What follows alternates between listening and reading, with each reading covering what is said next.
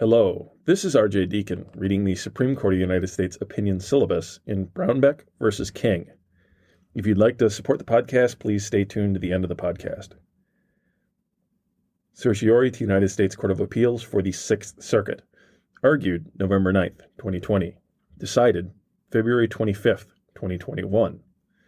The Federal Tort Claims Act, FTCA, allows a plaintiff to bring certain state law tort claims against the United States for torts committed by federal employees acting within the scope of their employment, provided that the plaintiff alleges 6 statutory elements of an actionable claim. See 28 U.S.C. Section 1346 b. Another provision, known as the judgment bar, provides that the judgment in an action under Section 1346b shall bar any action by the claimant involving the same subject matter against the federal employee whose act gave rise to the claim.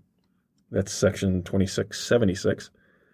Respondent James King sued the United States under the FTCA after a violent encounter with Todd Allen and Douglas Brownback, members of a federal task force. He also sued the officers individually under the implied cause of action recognized by Bivins versus 6 unknown federal narcotics agents. The district court dismissed his FTCA claims, holding that the government was immune because the officers were entitled to qualified immunity under Michigan law, or, in the alternative, that King failed to state a valid claim under Federal Rule of Civil Procedure 12b-6. The court also dismissed King's Bivins claim, ruling that the officers were entitled to federal qualified immunity. King appealed only the dismissal of his Bivins claims. The Sixth Circuit found that the district court's dismissal of King's FTCA claims did not trigger the judgment bar to block his Bivins claim. Supreme Court held the decision is reversed, and Justice Thomas delivered the opinion for a unanimous court. The district court's order was a judgment on the merits of the FTCA claims that can trigger the judgment bar. Similar to common law claim preclusion, the judgment bar requires a final judgment on the merits. See Sematech International Incorporated versus Lockheed Martin. Here, the district court's summary judgment ruling dismissing King's FTCA claims hinged on on quintessential merits decision, whether the undisputed facts established all the elements of King's FTCA claims. See Arbor versus Y&H Corporation.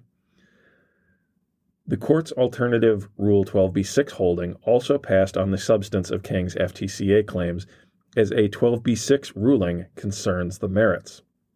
In passing on King's FTCA claims, the district court also determined that it lacks subject matter jurisdiction over those claims. In most cases, a plaintiff's failure to state a claim under Rule 12b-6 does not deprive a federal court of subject matter jurisdiction. See Steel Corporation versus Citizens for a Better Environment. Here, however, in the unique context of the FTCA, all elements of a meritorious claim are also jurisdictional. Thus, even though a plaintiff need not prove a Section 1346b-1 jurisdictional element for a court to maintain subject matter jurisdiction over his claim, CFDIC versus Meyer, because King's FTCA claims failed to survive a Rule 12b-6 motion to dismiss, the court also was deprived of subject matter jurisdiction. Generally, a court may not issue a ruling on the merits when it lacks subject matter jurisdiction. See Steel Co. again. But where, as here, pleading a claim and pleading jurisdiction entirely overlap, a ruling that the court lacks subject matter jurisdiction may simultaneously be a judgment on the merits that can trigger the judgment bar. The decision below is reversed. Justice Thomas delivered the opinion for a unanimous court. Justice Sotomayor filed a concurring opinion. Thank you for listening.